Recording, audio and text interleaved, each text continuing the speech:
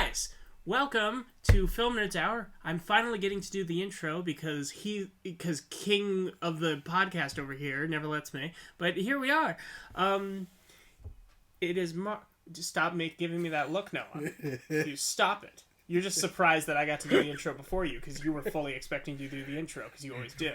I shocked you with it. I looked at him and I was like, all right, start the show and you do the intro this time. And he goes, all right, and start. And I immediately, guys! It was perfect. Welcome to Film Nerds Hour. We're doing it.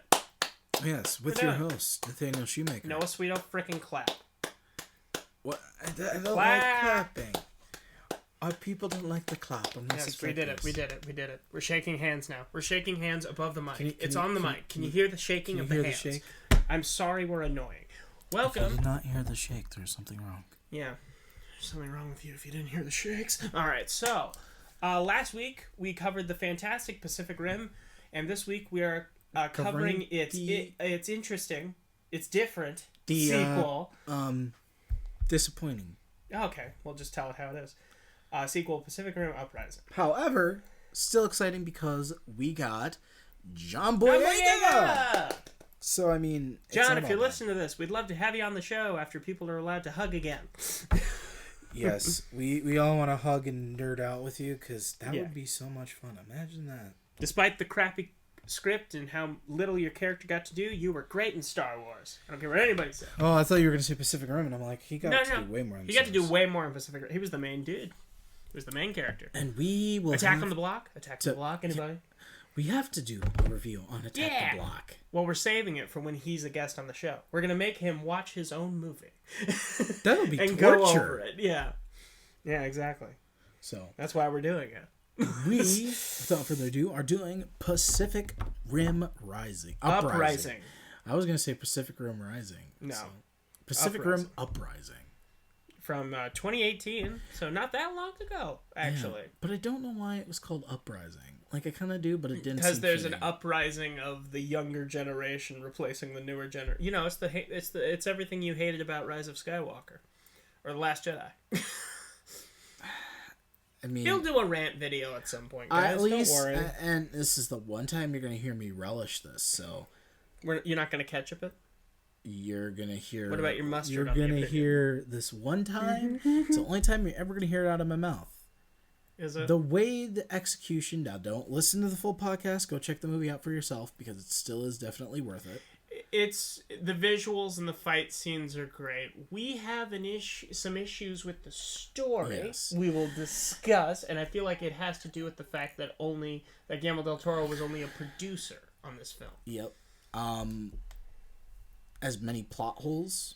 Yeah. And poor executions of plot there was in The Last Jedi and The Rise of Skywalker. It's got more plot holes than the lung of an 80-year-old smoker. Looks like a masterpiece almost by comparison to what Pacific Uprising was. The fight scenes are happening during the day.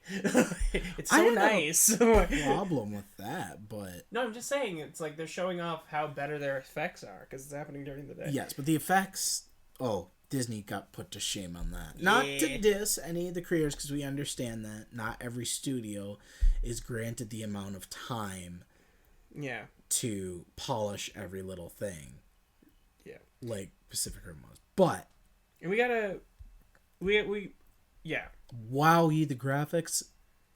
Mm-hmm. We need to talk about like how this was like when you watch Pirates of the Caribbean 1, 2, and 3 especially on Blu-ray and in high definition. Yeah. Like there are two Pirates of the Caribbean movies that I love because of the visual effects at World's End and Dead Men Tell No Tales. Mm-hmm. My God, are the special effects for those absolutely mind-blowing. Yeah.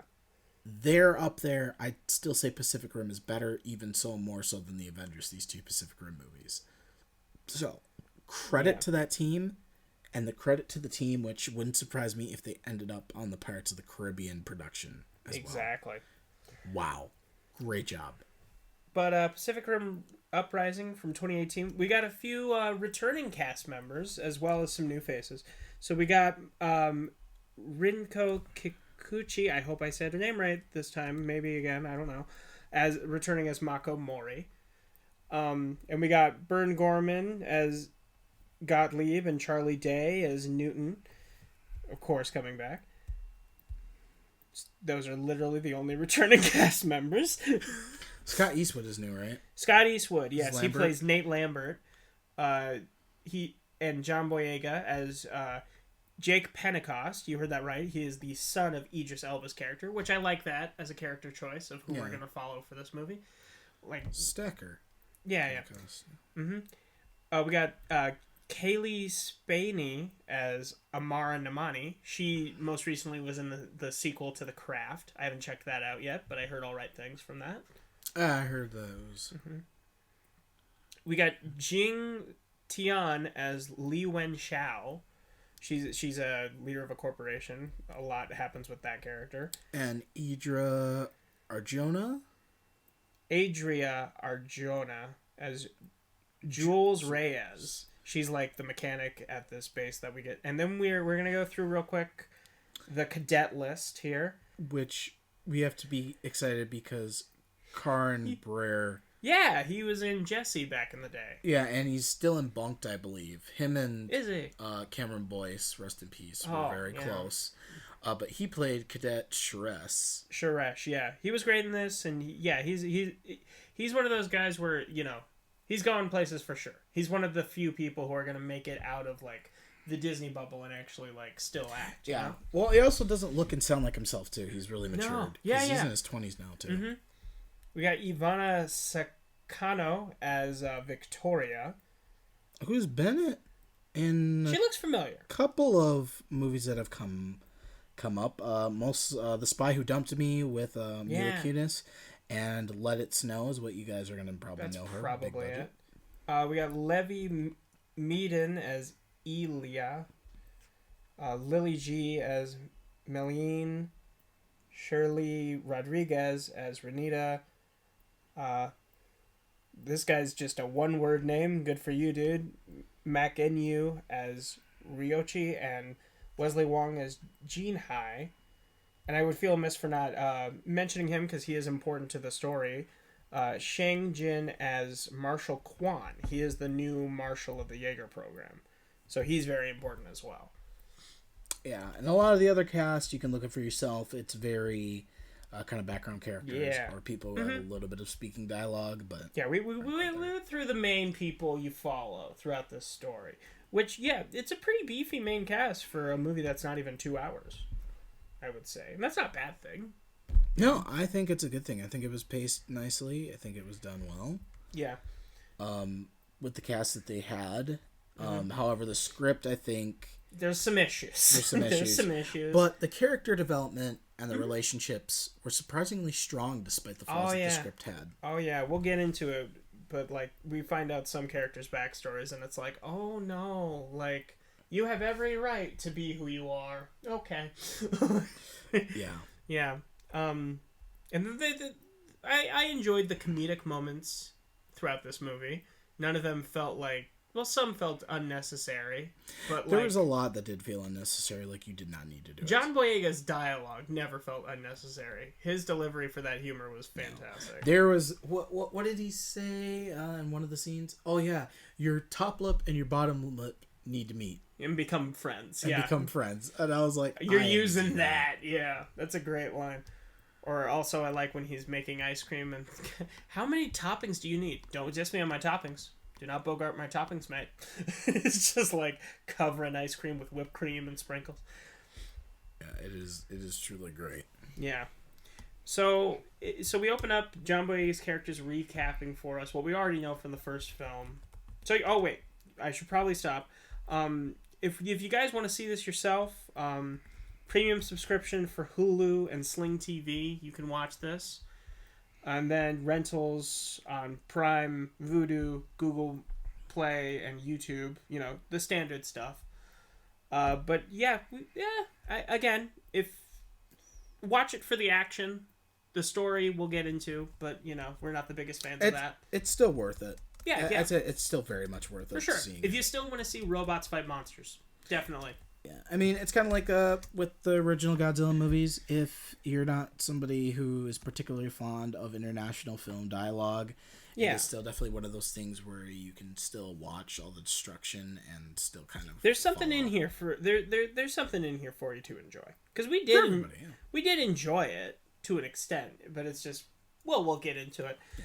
I would say if you've watched Godzilla King of the Monsters, it's kind of like that, except the story is better in King of Monsters. Yeah, but so yeah, that's your warning. We're gonna go through the full plot summary.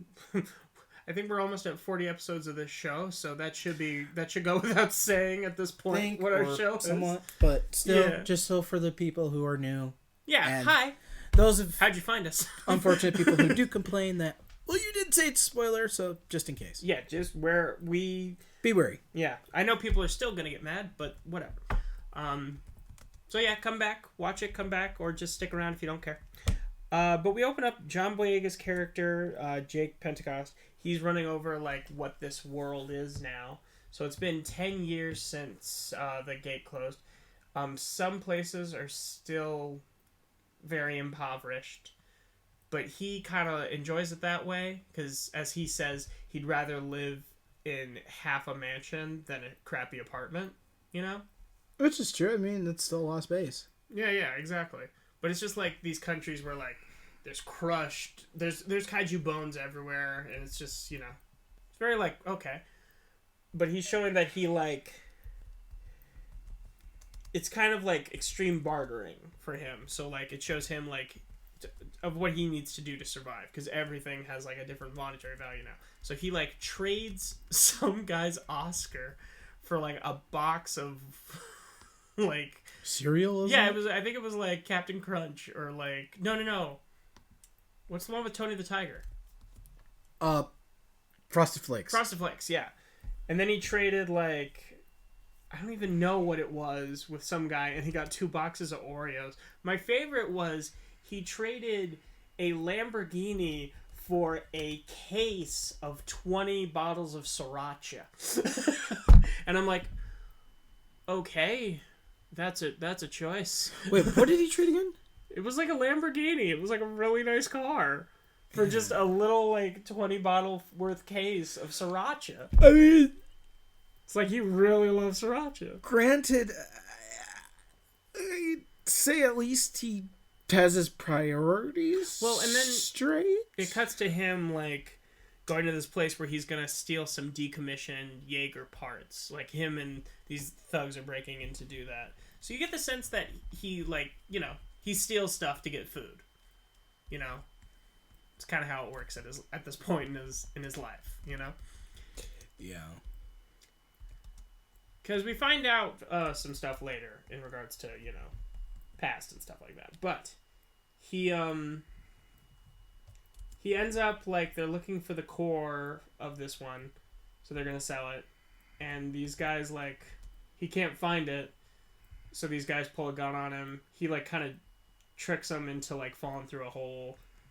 But then he starts, because he's tracking its signature, so he's chasing the person who got there before them. And he chases them back to this place where they're building their own Jaeger. Like, it's out of scraps, and it's called Scrapper. But they're building their own Jaeger, which is really impressive, you know? That they know what they need and, like, how to put it together. Yeah, which I'm sure plans have probably fallen out by then, and probably X people got eliminated from whatever Jaeger program, and so and so. Exactly.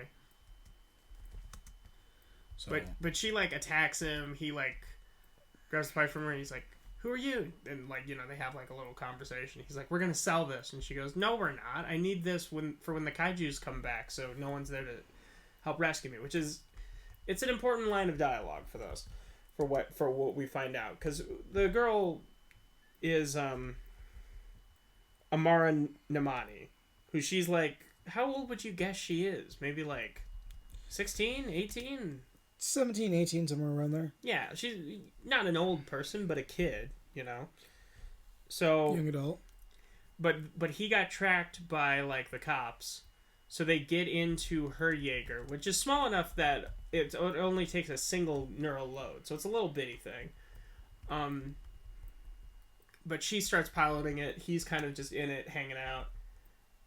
And, there's another Jaeger that's like gonna arrest them. It's in charge of arresting people who are in like illegal use of Jaegers, you know. So, am I saying that correctly? I believe so. Okay. So he ends up they end up like running from it. It's cool because the Jaeger can like turn into a ball and roll around, which it does a full Sonic the Hedgehog. Yeah, it's a lot of fun. It's a lot of fun stuff and a lot of fun concepts that they explore in this one. But ultimately, it gets captured. They both get arrested, and then he talks to Mako via hologram stuff, and she's like, "Don't worry, I got you out of this." And he goes, "Oh, that's awesome. How'd you do that?" Because he's like, "Whatever it is, I'm worth it. Whatever it is, I'll do it." And she goes, "Oh, I signed you up for the Jaeger program. You're gonna be a ranger again." And he goes, "Nope, not doing it." And she goes, "Don't worry, they're coming by to pick you guys up soon." "You guys?" "Yeah, the new recruit." And he goes, "No, not her." And then she just disappears, like classic big sister thing. Like just, "Nope, yep, sorry, hanging up, bye." And the funniest thing is because he goes out and says, She just left me on hologram. Yeah, it's a nice line. But yeah, it's either that or they both go to jail. So they both take him up on the offer, and we go to a base where that the marshal is at. It's like the main. I feel like saying it's the main base is not a. It's the main training facility for Jaeger pilots, I think. Yeah. But we meet Nate Lambert, Scott Eastwood's character. Apparently, him and Jake, they used to pilot together, but they're gonna work together to train the new recruits. There's some animosity there, and we find that out later. We also find out that they both have a crush on the same girl, so that's fun. Yeah, that makes it a little... Well, they didn't really play much on that, though. They played enough on it for jokes, but they didn't actually, like, make it serious, you know? But, Amara meets her fellow cadets. Victoria hates her straight off the bat, and we find out that's because she failed the entry exam 3 times before they actually let her in, and Amara kind of just got picked up out of nowhere, didn't even have to take an entry exam. Yeah, but I mean, in all fairness, she also didn't make her own mech. Exactly. Like, her own Jaeger. I don't think we're amiss in thinking that Amara has earned her place, you know? Yeah. Which, I mean, is understandable, but also kind of like, you gotta realize that had you made your own Jaeger and you were just a street orphan... Yeah, that's enough. That's enough. Like, you clearly know what you're talking... And you evaded a full-size Jaeger for a pretty decent amount of time as well. And evaded the whole public eye while creating one. Because you can't tell me that those things don't have some sort of tracking for that reason. Mm-hmm. Exactly. But she meets him, pals around with a few, and then we meet Li Wen Xiao, who she's there with her company because they're going to make Jaeger drones. So essentially someone controls it from a remote location, one person, and full safety for them and all that, you know. Which you can already see why that's a problem. Yeah, yeah. You immediately picked up on, like, yep, I know what's going to happen. Yeah, well, and I was also just kind of like, why change something that's already working? Exactly. It ain't broken. Why fix it? And I guess the reason that they said was, like, it takes a while for actual Jaeger pilots to get to other countries. But it's like, okay, pinpoint the high-risk areas, train pilots there, have them live there. Like, what's the I mean, they already have issue? given up to military. Exactly. When you join the military, you're essentially saying, I may not have a family, I may be on deployment all these times before I can settle down. Exactly. But Gottlieb, he's working at this base, and Newton, he works for Xiao's company. They meet and they start talking about stuff. Gottlieb has an idea for fuel where you mix kaiju blood with some earth materials and it's highly combustible and it could propel you very far. He's kind of gotten posh about himself. Like, he's making decent money working for this company. He's kind of become, what's the word? An asshole? Dick. Yeah. Yeah. You ever seen The Office? Yeah. Spoilers for The Office. Okay, Ryan. Yeah. He turned into a dick. Exactly. But he's like, "Come on, you should have dinner with me sometime. You can finally meet Alice."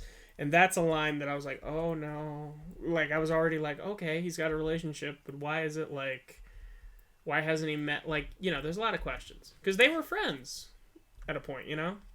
Right. Mm-hmm. But they end up, you know, you see the cadets training a bit. There's not much happening. Scott, Nate Lambert and Jake, they talk about how they need to like put their past aside for the sake of training the kids because they're the future of it, you know.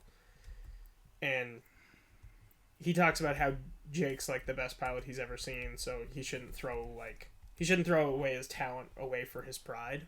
Which is, you know, it's a common message, but it's a message that's good to hear nonetheless.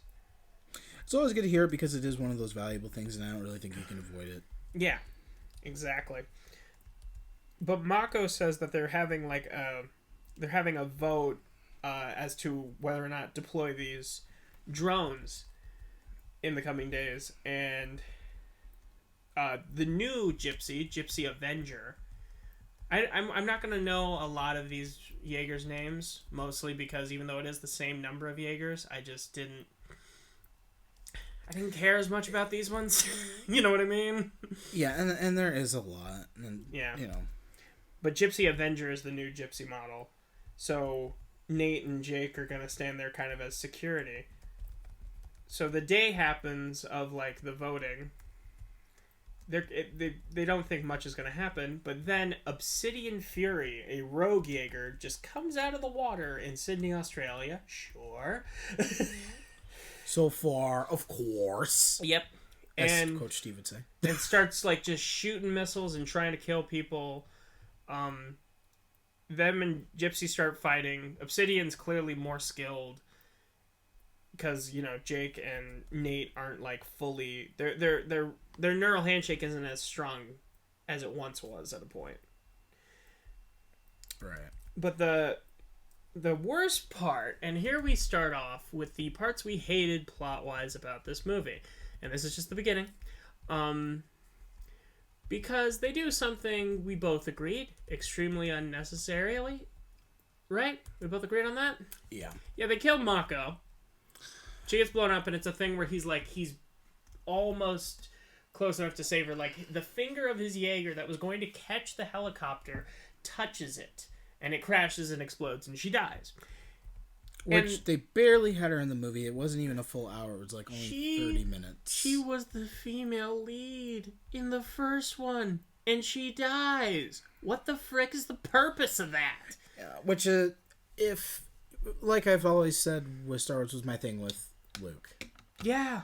You can't just take a main character from a previous movie and kill them off just like that. It's not how it works. No, and I understand, like, the whole Say the Cat script writing theory of, like, oh, we had to kill off someone close so you would care about Jake.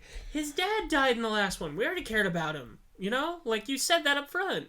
Yeah, it's one of those things that really did not need to be put out there because it's one of those things that really took away. Because Raleigh's still out there, and they want him to be in the third one if this movie is warranted as a sequel, which at this point I don't think it did. So why kill her off? So you can have Jake and Raleigh pilot together? No, I want to see Jake and Amara and Mako and Raleigh together, a team. We were saying too that there's a lot that could have been different. Taking her out of commission, like they could have teamed up and she could have become crippled. Yeah, like put her in a wheelchair. I don't know, like don't kill her. Like what was the point of having her in this movie? She got like 10 minutes of screen time, not even. No, she got about 6 minutes in full. Yeah. I think I could count how much dialogue she has on one hand. Like it was so unceremonious. And I'm surprised the actress even like signed up to be a part of something like that. You know what I mean?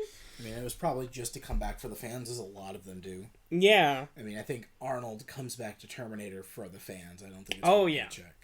Oh, yeah. He just loves doing movies, and same with Sylvester Stallone. He loves pleasing fans. Exactly.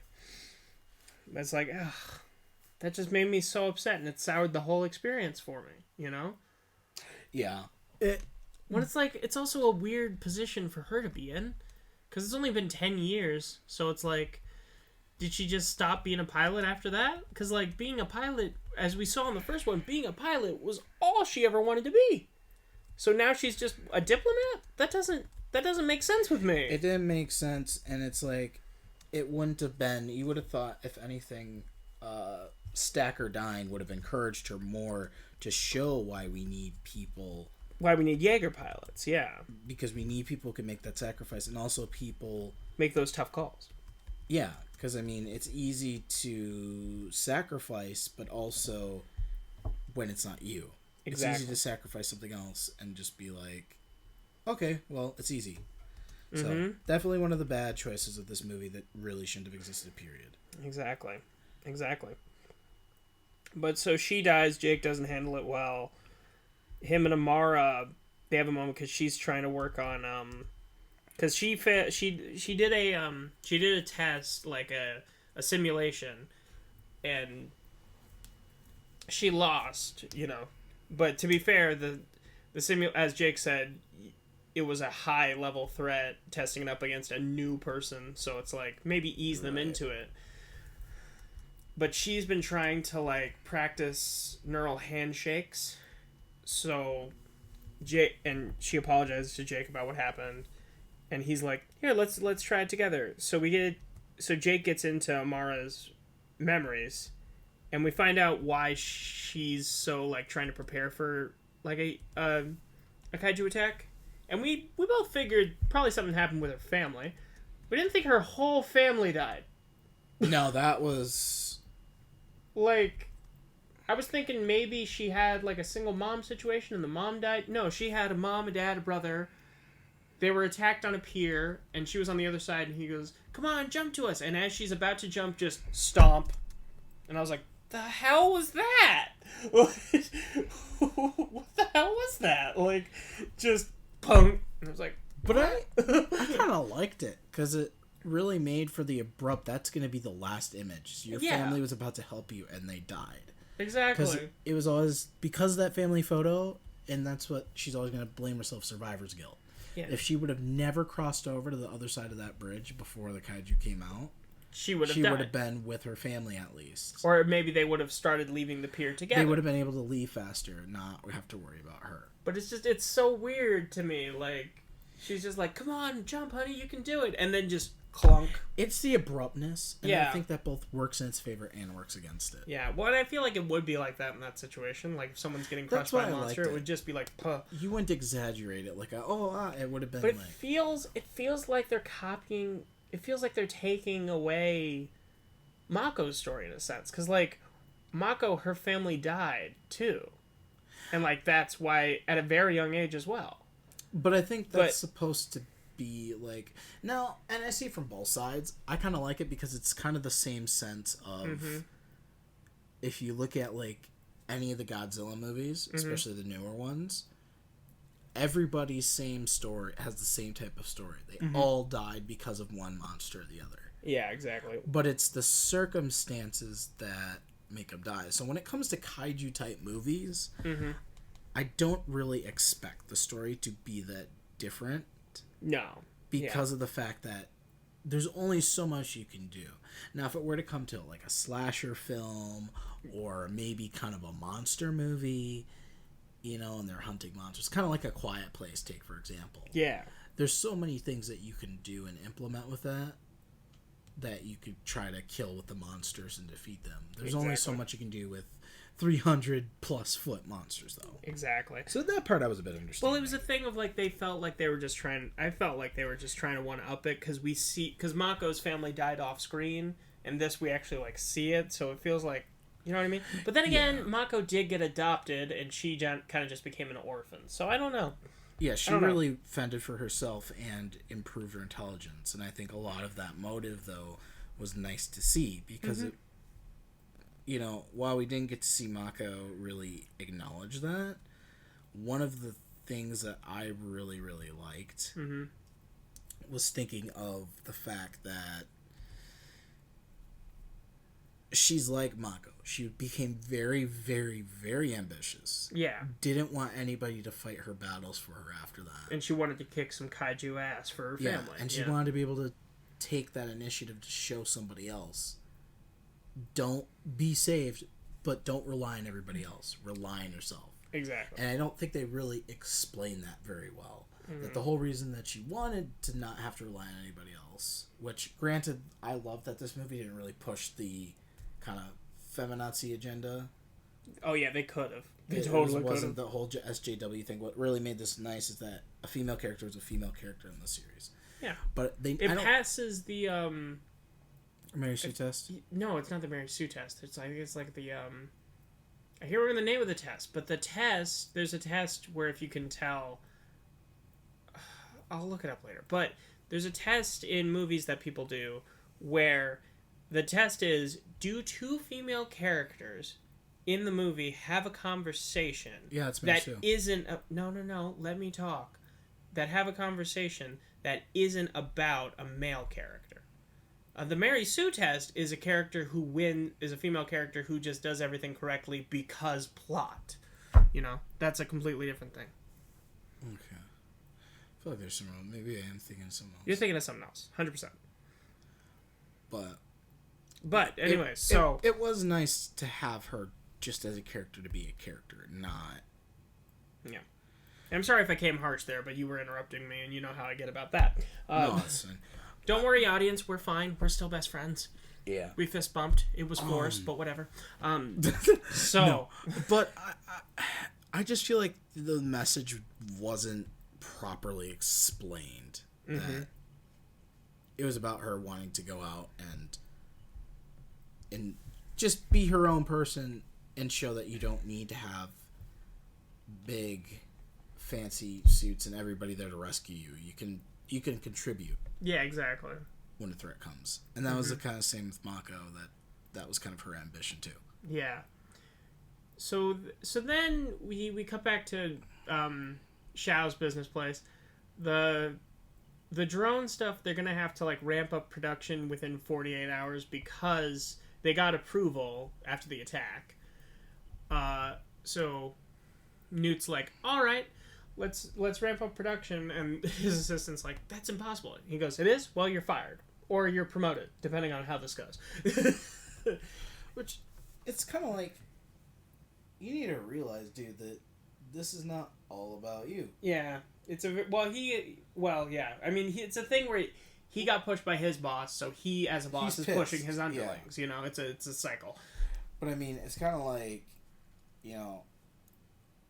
I get where he's coming from, but him as somebody from the last movie, it kind of pissed me off because he's like, how it is with the time limit. Exactly. So you should be kind of more understanding of how this will play out. He's not, for a reason we find out in a second. Another plot point we both hated because it was really out of left field. In left field, yeah. Because he goes home and he goes, "Oh, honey, I'm home." And he's like just saying work stuff and he goes, "Oh, I should probably stop talking about it. How was your day?" And he goes into his room and it's a kaiju brain. Alice, his wife, is a kaiju brain. With Alice written on the tank, which is absolutely disgusting. Yeah. This was hands down worse than Luke Skywalker milking that beast on Octu. You said it straight up out loud. You were like, "What the?" No. Yeah, no. And then he puts a headset on and goes, "Oh, you read my mind, baby." And it's like, "Are you having mind sex?" Well, they were. He's like, "You want to have a little bit of fun?" Fun? Yeah. It's like, we're adults. We all know the heck you mean. But it's like, it's a monster. Yeah, it's like bestiality. Monster. We knew you loved kaijus before, but come on, man. That's what I think. They really expanded that, and I felt like it was supposed to be a joke, and then they turned it into a plot point. Yeah. Later, which was like, no. Exactly. But we find out because Mako left them a clue when she died, which was the face of a kaiju. But they looked through the database, didn't match anything. But they find out it's not actually the face of a kaiju. It's actually a location in Iceland, or Greenland, or somewhere. Siberia, near Siberia. Of an old Jaeger construction facility. To which I'm like, what kind of positions of islands somehow look like a Jaeger, a kaiju face? You know? Yeah, that was kind of... That's a weird-ass coincidence. Yeah, and that was one of the other things that was kind of like... That's a stretch? Yeah. There, I was kind of like, really? Yeah. But they end up going... Gypsy Avenger ends up going there, and Obsidian Fury attacks them, but this time they, like, actually do pretty good in the fight because, you know, they're teaming up better. It's a beautiful fight. It's in the Antarctic, and there's a lot of effects going on. Yeah, that was one of the cool things about Godzilla King of the Monsters, too. Mm-hmm. It's something about the snow and the way that they especially reflected everything. Yeah. On key. Because, like we said earlier, this development team really knows what they're doing. Mm-hmm. Mm-hmm. So, they end up beating it up, and they're like, let's get him out of that rig. And they pull it open, and it's a kaiju brain. It's like, wait. The hell? So they bring it back, and Gottlieb dissects it. Basically says it's a piece of a kaiju brain that is operating a Jaeger as though it is a kaiju. So but it was constructed by humans. And then as it's like there, the cadets sneak in and they cut something open. Amara gets acid on a dude's arm, and she gets expelled from the program. She gets expelled for the program. And this is also after her and Victoria had a fight, which you really enjoyed. Because, like, Victoria's a lot taller than Amara, but Amara did the classic, like, I'm tiny, so I'm going to jump on you and... flip you over my shoulder, because... Yeah. Why not? Mm-hmm. Use your resources. When she's like, you're a street rat, you don't belong here, and she does it, and she goes, you know where I learned that? On the streets, you dumb bitch. Which is an exact quote, and it's just so good, because it's like, this is what I always say. When it comes to these, I'm like, people are like, oh, they're so tall and intimidating, and I'm like, unless they look like the mountain... Yeah, exactly. That doesn't matter. I can get to your feet. I have more access to wrap around you. Exactly. So, but yeah, they check it out. She gets expelled, but she says that the thing that they're using to power it's from the Shao's Industries. So they had a part in making this. So they send Gottlieb to find Newton and tell him about it. And while all this is happening, the drones are getting delivered, and as Amara's about to leave, the drones turn and start attacking everybody and just killing a lot of people. Which is what I predicted. Yeah, you knew that was going to happen. Why would you do something stupid? Also, you said that when the attack happened, Newt was very like, I mean, a lot of people died. Someone I worked with, and Xiao's like, I know, I was there. It was horrible, but if this is what we have to do to go forward, then maybe it was a good thing. And it's like, hold on. No, that's not... People died. Like, that's not okay. It's like saying, just because it was a woman who was voting against your business doesn't mean it's okay that she died. But they all start attacking people, and Gottlieb gets new, and he's like, they're attacking, we gotta go. And they're like, they have a fight scene in an elevator, which was awesome. Top three elevator fight scenes. I'd say. that was definitely like up there with Captain America, but it was not long enough. But it's like an old guy hitting some dude with a cane, and Charlie Day decking a guy and hurting his hand, which was great. Yeah. And then we get they get to the lab, and we get to another plot point. Like, oh my gosh, if Mako's death didn't take Noah out of this, and Newt falling in love with a kaiju brain didn't make him want to stop watching this movie, holy shit. Because Newt gets there and he's like, don't worry, I can hack their system. And then he, like, secures their system. And he goes, what did you just do? And he goes, what I've wanted to do for the last 10 years. Destroy the world. And you, what was the phrase you yelled? I don't even remember. It was akin to fuck off. Like, it was on those levels. Like, because we're like, what? Like, no, it's very obviously Shao. Like, he was being sympathetic. You making it someone we like is just the same as killing Mako. You're taking away. The only original character we have now is Gottlieb? Are you kidding me? That is something that you introduce at the end of the movie, because I believe this is supposed to be a trilogy. You introduce that at the end of the movie. That he was evil the whole time. Yeah. Ever since the first one. That would be great. And it would make more sense that he's been trying to battle this. Exactly. But Xiao comes in and she goes, what did you do? And she's like, how'd you do this without me knowing? He goes, you work with a company that's 40% automated. I just had to do a little over here and a little over there. Nobody noticed a thing. To which I'm like, really? No one noticed you were putting brains inside of spheres, bro? Okay. Sure. Like, I mean, but that's the thing with AI. Like, who's really going to pay attention if you're the head of it? He had people working for him. I mean, obviously he probably paid some people off and was like... Probably. But it's just like the other issue is... It's random. Yeah, and Charlie Day, I love you, man, but you don't play a great villain. You play kind of a skeezy, squirrely villain. Like, I didn't find you intimidating, I felt like I should have, you know? It felt like... I didn't feel as betrayed. Cobblepot. Yeah. In... Gotham? No, in trying to think of it. Arkham? The Arkham games. God, he was annoying. It's like Riddler. Yeah. But he wasn't as annoying as Riddler. I wasn't scared. It was like... I didn't feel betrayed. I felt like it was forced, and that was my issue with it. It felt like telling Swiper no swiping and him going, oh, man! Exactly. And him running away. Exactly. But, anyways, Newt gets away, and Zhao starts, like, rehacking the drones and fixing them.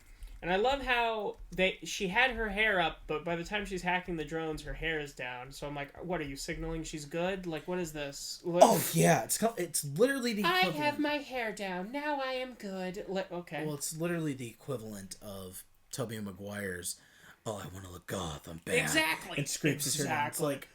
Hair change. That totally is a personality. He's bad. Exactly. Ooh.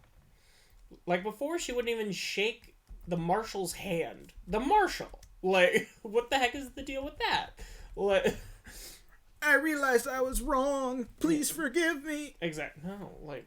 okay, right, whatever. But,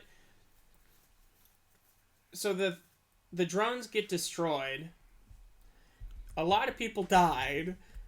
But the drones were also, like, making new rifts. And 3 kaijus got out. So... 2 Category 4s and a Category 5. And they're all heading toward Japan. Ooh, here we go. Another plot point we both hated that didn't make any sense to either of us. We find out that this entire time, all of the kaijus that have ever come out of a rift have all been going to Mount Fuji. Because they're going to throw themselves into the volcano and explode and cause a dust cloud that's going to wipe out all life on Earth. I'm sorry. They were all going there. Why didn't they, I don't know, open rifts closer to there? The heck is the purpose of this? Yeah, it really didn't make a whole lot of sense. No, like, it just seemed like something you added on for this. Like, clearly Guillermo del Toro, when he wrote the first one, knew what he was doing. Like, yeah, monsters attacking cities. They're destroying and killing people for the sake of the fact that they're monsters. Like, it was like an homage. No brainer. In respect. But it's like, no, they're all going to Mount Fuji. Like, what? No. And no. What I even said was like, okay, you're telling me that they dicked around for 5 years and couldn't make it to their destination? Yeah. Yeah. With an open rift with unlimited monsters going through because they're cloning them? If you have infinite resources, you open up the first monster's rift when they're all super vulnerable, not in San Francisco, but right next to Mount Fuji. Yeah. What is the issue here? And I'm sorry, but not sorry, because I forget. It just seems like lazy writing for a climax. It was lazy writing. This whole movie was really lazy writing. Again, that's why we emphasize. The writing for the action sequences are fantastic, but the choreography is great because this explains it too. It was written by 4 different people. That, you know what, I did think while watching this movie, there's no way it could have been written by less than 2 people. Stephen S. D. Knight directed it. 4. But Stephen S. D. Knight, Emily Carmichael, Kira Snyder, and T.S. Nolan. Nowlin. And I am correct in saying that this. Guillermo del Toro wrote the first one, right? Yes. Okay. You can't have 4 people writing this. Yeah, you can't be a writer's room, like, pitch meeting. Like, you gotta have a...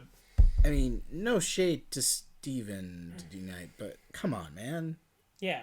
You gotta write it. It's one thing if you have opinions, but, I mean, it like seems like stakes. he hasn't done much. He really just came off of Spartacus and then did this movie Spartacus Gods of the Arena and then did this. Like, the stakes don't need to be, they're gonna throw themselves into the mountain and the whole world's gonna die. How about the stakes are, they're going to kill people? Like, is that not big enough of a stake for you? It really just... The other stakes that they already had was, these are the last Jaegers we have, and if they destroy them, we're fucked. Like, why not have that just be the stakes? Like, I don't understand it. We don't need to have every movie be like, if we don't do this, the world will end. Yeah, I mean... Have that for the last movie. I mean, look at, like, the Avengers. It wasn't exactly like the world is going to end. No, the first one, aliens were coming to attack New York. And it was like, yes, they're a threat, but they're not going to take over the world. Exactly. Second one, Ultron was just going to drop a rock and, like... exterminate a majority of the planet. Yeah, initially the plan was billions, but when he realized he couldn't do that, he was going to just settle for millions. Yeah, and he was going to rebuild from that and then slowly dominate the world, but his focus was, let's take this part and see where it goes. Thanos didn't even destroy the whole world, he just did like half. He just did half the universe. He was just like, I just want balance. I'm not even coming for the world. I just want balance. Yeah. However, in doing so, there's a lot of flawed reasons. Mostly for the fact that, you can't just kill a bunch of people. Yeah. It's immorally incorrect. It's immorally incorrect just because you have the power to do so doesn't mean you should. And on top of that, do you know how many people would die and how many people did die because of the fact that you randomly picked half people to die, and it turns out some of those half people were pilots of planes. Cars, even. Yeah. Everybody who's driving stuff, and you just killed so many people. I will say, someone pointed out something, because when they came back from the snap, like 5 years later, they, like, showed up in the same spot they were. Somebody pointed out, like, what if they were in a parking lot and, like, a car was parked? Yeah, they did it with the plane too, because everybody responded. Well, they all spawned where they were. So technically, everybody who was on a plane just falls in the middle of the ocean. Yeah, apparently. If half the plane disappeared, then all of a sudden they're gonna have all these people crashing in planes because they're all getting sucked into the jet engines and other stuff. Like, the whole thing, Thanos murdered a whole bunch of people. It wasn't even just him killing people because of his name. The most terrifying thing for me is, what if someone was standing in the exact spot you were standing in? Yeah, and you reverbed. Like, are you gonna morph into their body? Like, because that sounds dangerous. Yeah, it's kind of like a fly situation. What happens with there? But I mean, that's like all the stuff, that could happen. So it's like, Nick Fury disappeared in the middle of the road. Did he get hit by a car and no one told us? Apparently, well, according to no, that was Captain Marvel. No, he was. According to Spider-Man Far From Home spoilers, he was up all in the Skrull ship having fun. Oh yeah. After Tony's funeral or something. But back to the movie at hand. So. Back to a not as great movie as Avengers Endgame. So they're like, all right, we'll use your experimental jet fuel and fly what Jaegers we have to defend, to keep them from getting to Mount Fuji. And since all the pilots we have are dead, let's have all the cadets do it. And I'm like, the ones who got their heads ripped off earlier during assimilation. Yeah, the ones who, like, didn't do great. Like, and it's, like, I understand these are the hands you have on deck, but it's still, like, okay. Alright. Not all hands on deck need to be those, like, okay, I get some of you may not be part of the program anymore. Get your asses on there. I'm not asking you. Exactly. My favorite is, John Boyega starts off his speech with, "I know you're expecting me to give a great speech like my dad, but I'm not my dad." And then he proceeds to give a great speech. Which I feel like was not even as funny as a joke. It was like, are you serious? So you're contradicting everything again. Nice job. Exactly. Well, and then there's like the love triangle thing that we both said was weird. Because during the attack, she falls on Nate and like saves him, and she's on top of him. And John Boyega's like, seriously? Right now? Which is a nice quip, but it's like, oh, there's explosions. Maybe don't make a joke. And then, like, earlier in the movie, she made eyes at Jake, so it's like, okay, who is she? And then, before they get set off, she kisses both of them on the cheek and walks away.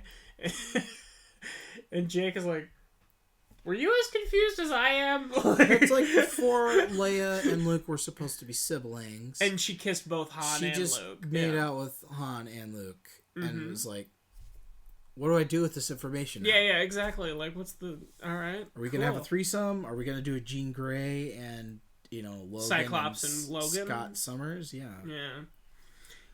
So, I don't know. But they fly. Again, the meme moment happened, which you hated. Yeah. It was the Russian guy puts on the... I don't even know his name. It's the smiley throat singing guy, though. Trollo guy, Trollo which was guy. like, what the fuck Like, are you what doing? is happening? He goes, my grandma used to sing it to me. It calms me down. And it's like, you're just doing it for the memes, writers. We see you. We see right through you. It was and they're flying in the air. La, la, la, la. And it was not... What? Like, what is happening? I'm sorry. Worst audio dubbing ever. It did not fit. It was so out of place and should not have been done. Granted, I will say, I laughed my ass off when I saw it in theaters and just heard that playing super loud over the speakers. Again, maybe it wasn't laughing out of humor. Maybe it was me acknowledging how absurd this shit is. You were laughing like me.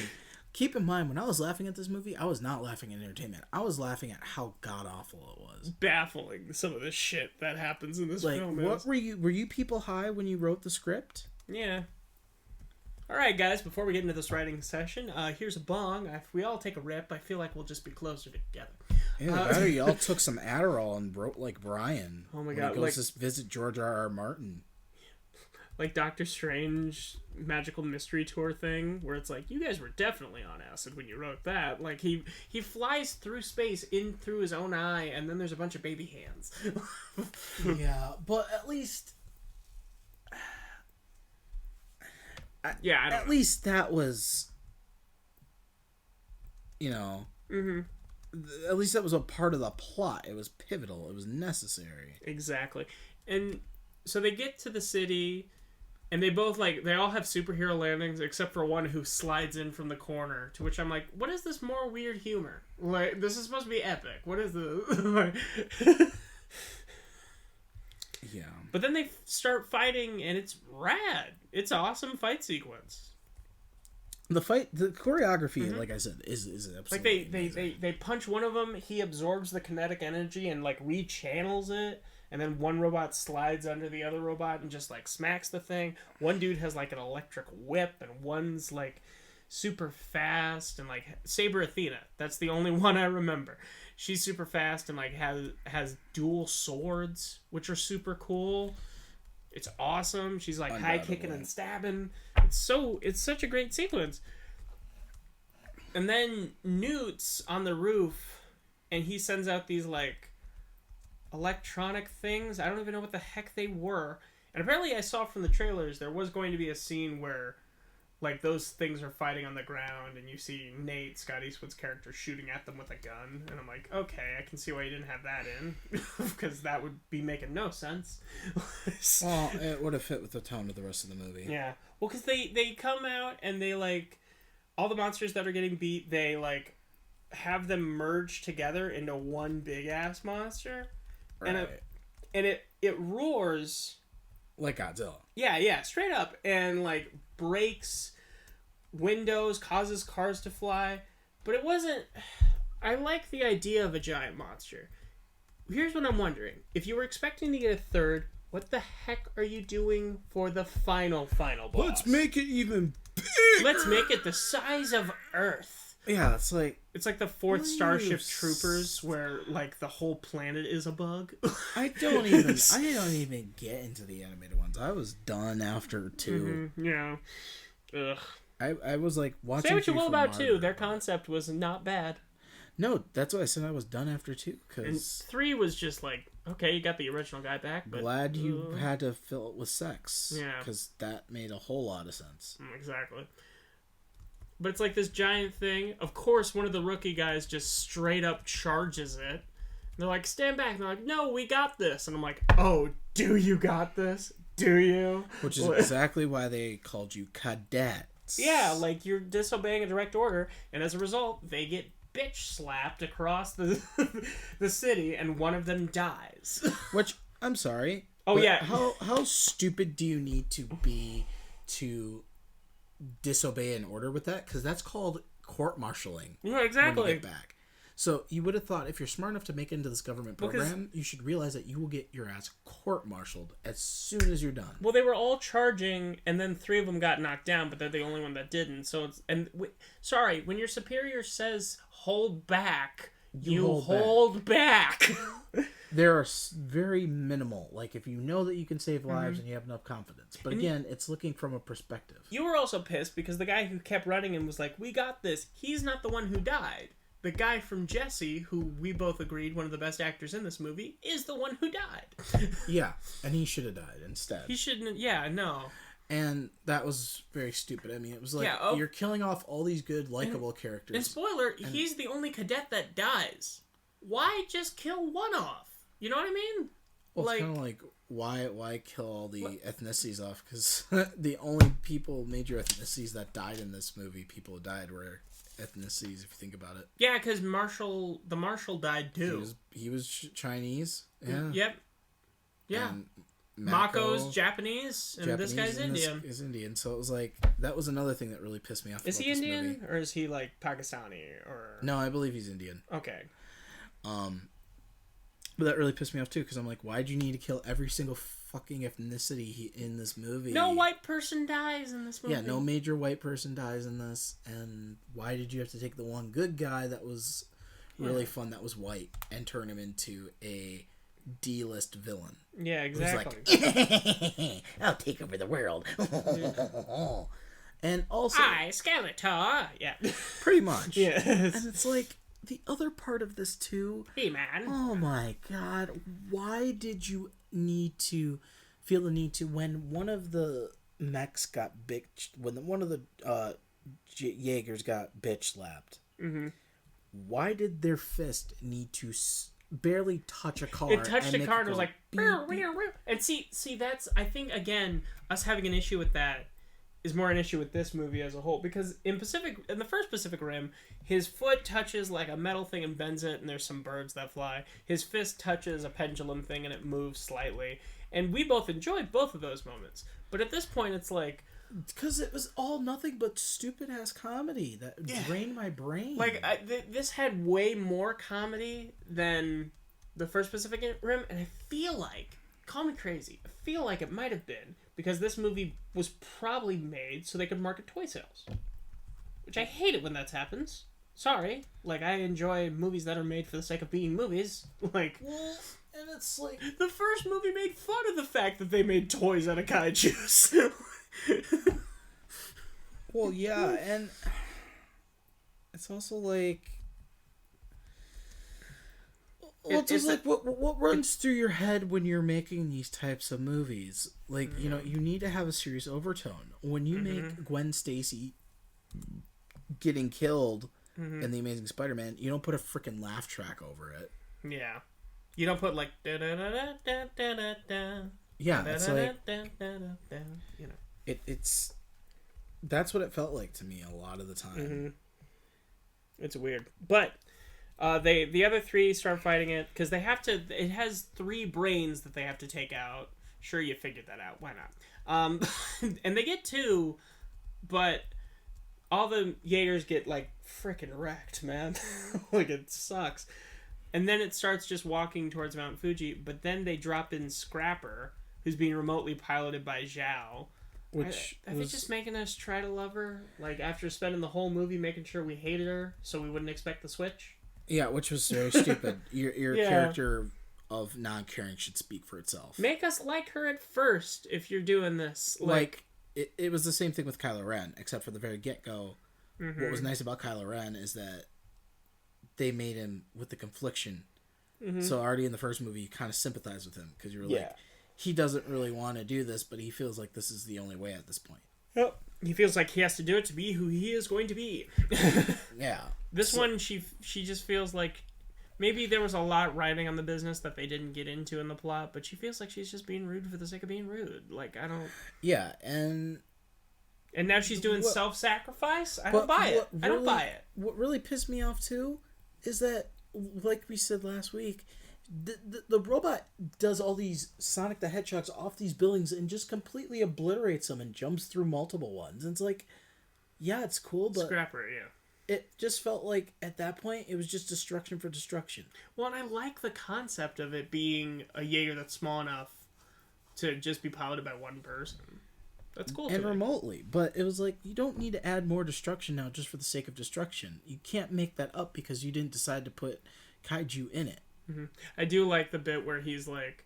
Because their idea is they're going to use the fuel cell to launch them into the atmosphere, and then they're going to double fist dive through the thing and kill it. Sure. Like, use themselves as a missile, essentially.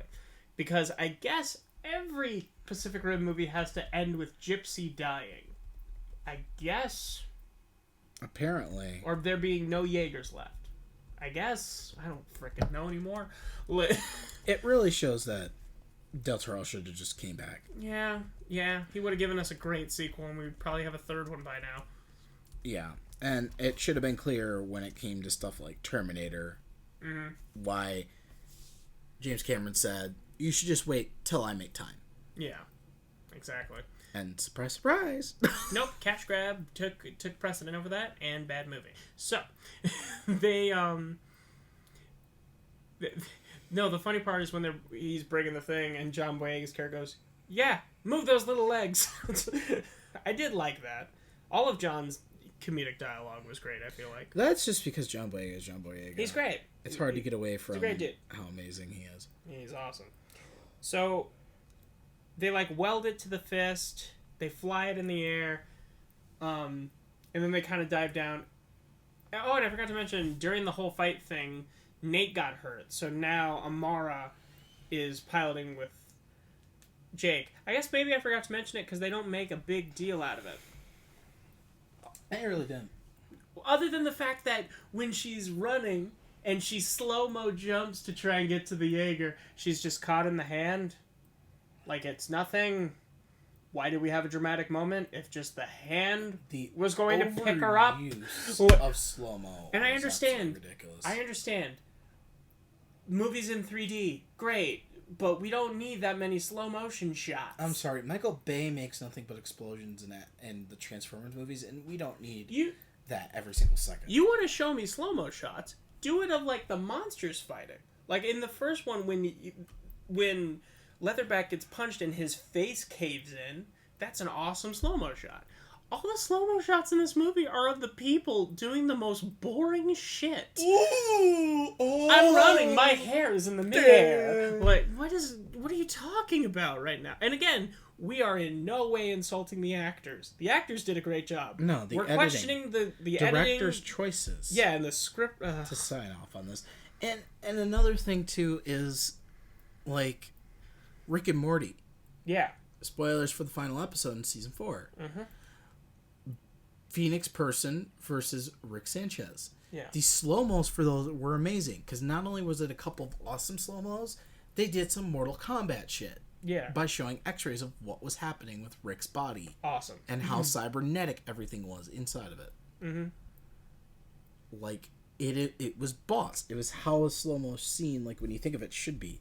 Like every time he got punched, it would be like multiple stills of Bird Person or Phoenix Person and Rick punching each other. Which is cool. And it was like, you couldn't have done this with that? Yeah. So, the biggest lack of kaiju was what really killed. Yeah, because that's the whole point of these movies. But so, they end up flying it to space. They don't have front shield protection, so I don't know how they're breathing. You pointed that out. Thank you.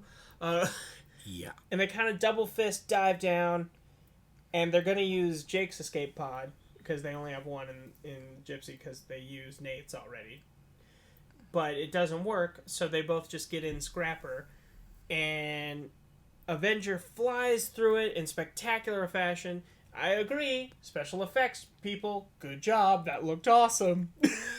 It's what George Lucas tried to replicate when blowing up Alderaan in his later Seriously. remaster. Seriously. Like, just the shockwave of, like... The sideways shockwave, too, is what made this work so well. Yeah, it reminded me of the seismic charges that... Yes, both it has.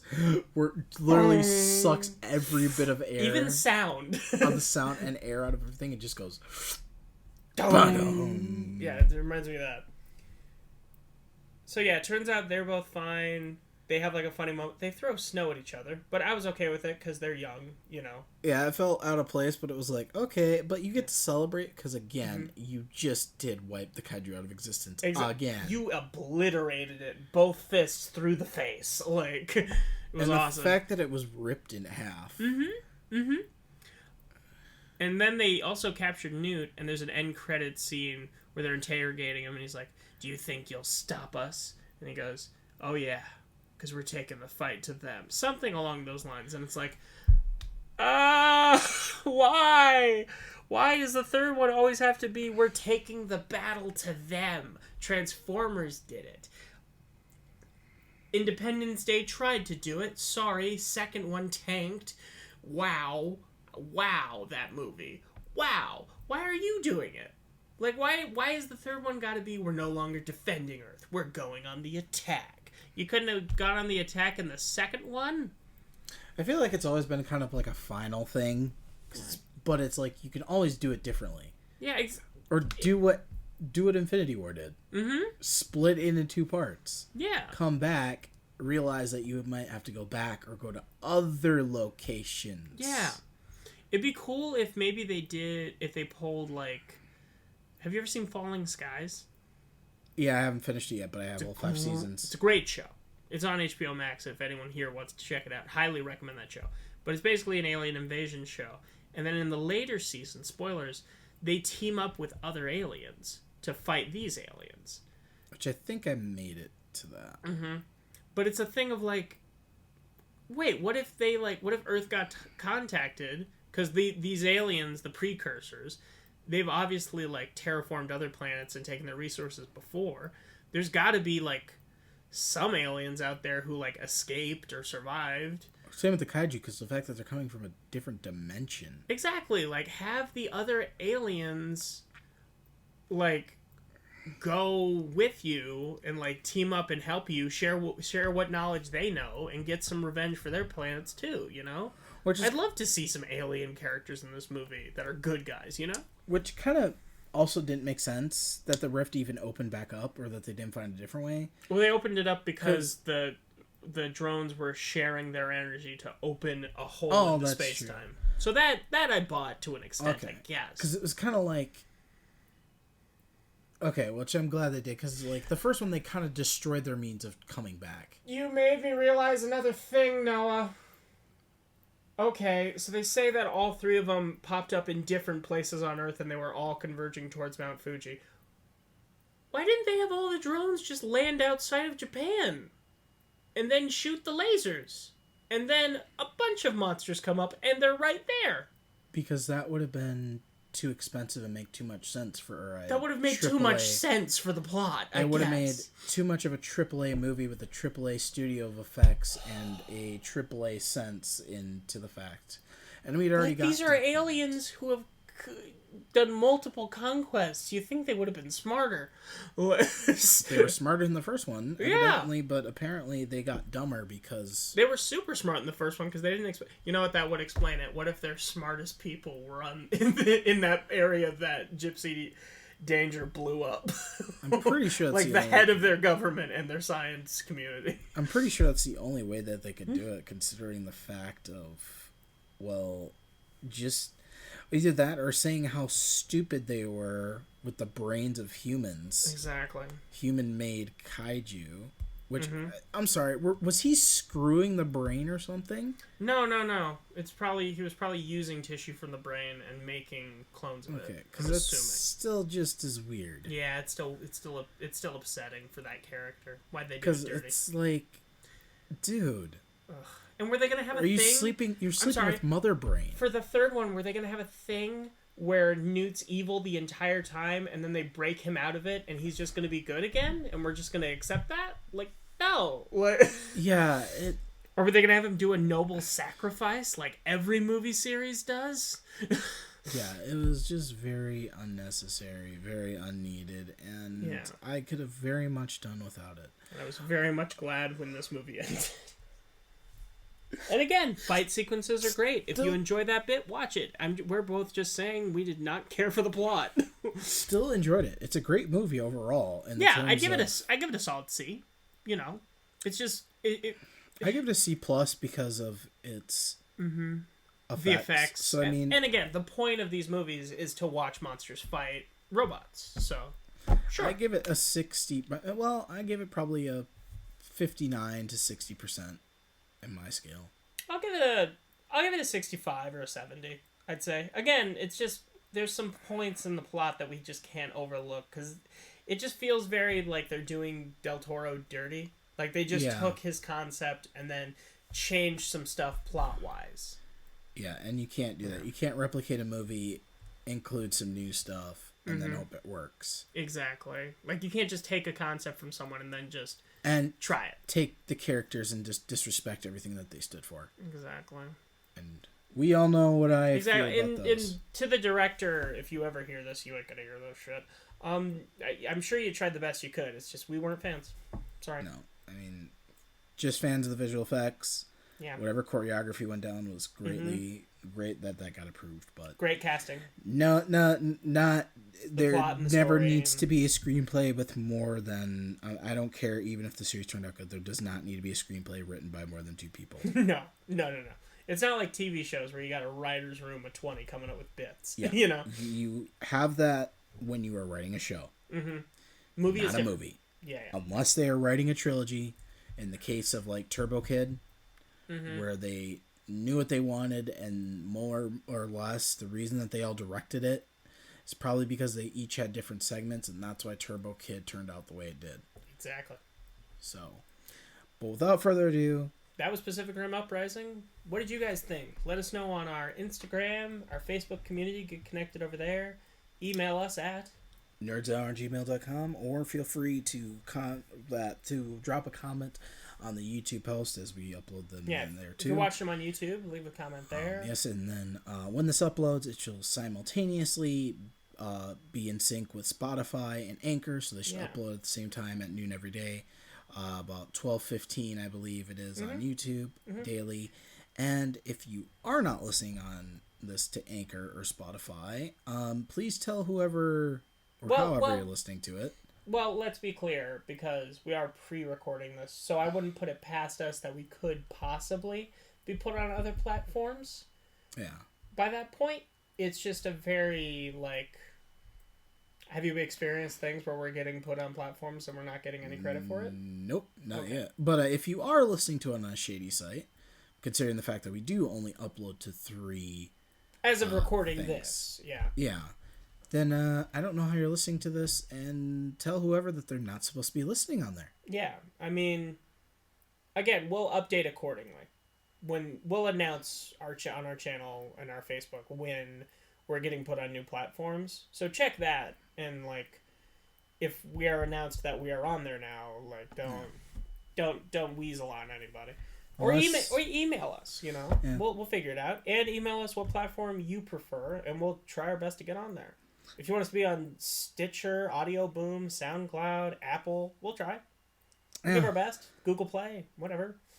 Which I think Google Play just changed their policy because Google Music no longer exists. But we are working on that. As of the time of this video. By the time this comes out, this is old news. So yeah, we're working to get out to as many of you as you can, so you can hear us either compliment and praise or rant and destroy movies. what else do we do with our time? Exactly. Yeah. So not further ado. Yeah. Tune in next week. We're going to be reviewing the 2014 film Godzilla. Which is also great. And a perfect example of what can happen both good and positive and negatively with too much of a story during a kaiju movie. I will say, it's the best American-made Godzilla movie. We don't talk about Matthew Broderick. He's a great guy. It's just, wow. I liked that movie when I was a kid, but wow. Yeah. Yeah. So. He's Noah Suida. He's Nathaniel Shoemakers, and this has been Film Nerds Hour. So long, everyone. See ya. Thanks for listening. Bye-bye.